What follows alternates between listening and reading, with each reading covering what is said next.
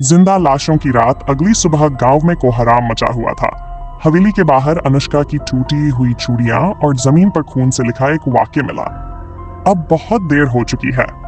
गांव के बुजुर्ग कांप उठे। उन्हें समझ आ गया, हरिकेश जाग चुका है। गांव की डरावनी सच्चाई। 100 साल पहले गांव वालों ने हरिकेश को जादूगर कहकर बांध दिया था। उसके शरीर में कीलें ठोंकी गईं। फिर हवेली के तहखाने में जिंदा जला दिया गया। मरते समय हरिकेश चिल्लाया था, मैं मरूंगा, लेकिन तुम सब मेरे साथ मरोगे। उसी रात से गांव में आत्माएं जन्म लेने लगीं। हवेली का तहखाना। कुछ नौजवानों ने हिम्मत करके तहखाने का दरवाजा खोला। अंदर से सड़ी हुई लाशों की बदबू आई।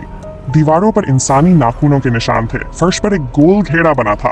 बीच में अनुष्का खड़ी थी, लेकिन वह जिंदा नहीं थी। उसकी गर्दन अजीब कोण में मुड़ी थी और आंखें लगातार रो रही थी। खून। उसने एक साथ 3 आवाजों में कहा, हम सब हरिकेश हैं।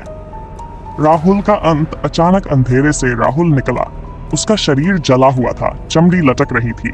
वह हंसी नहीं, हड्डियों की चरमराहट जैसी आवाज। हरिकेश ने हमें जगह दी है, राहुल बोला। अब हम इस गांव के मालिक हैं।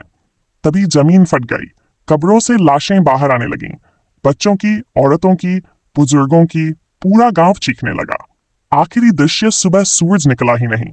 जहां हरिकेश गांव था, वहां अब सिर्फ जली हुई हवेली और दरवाजे पर खून से लिखा वाक्य, यहाँ कोई जिंदा नहीं बचा।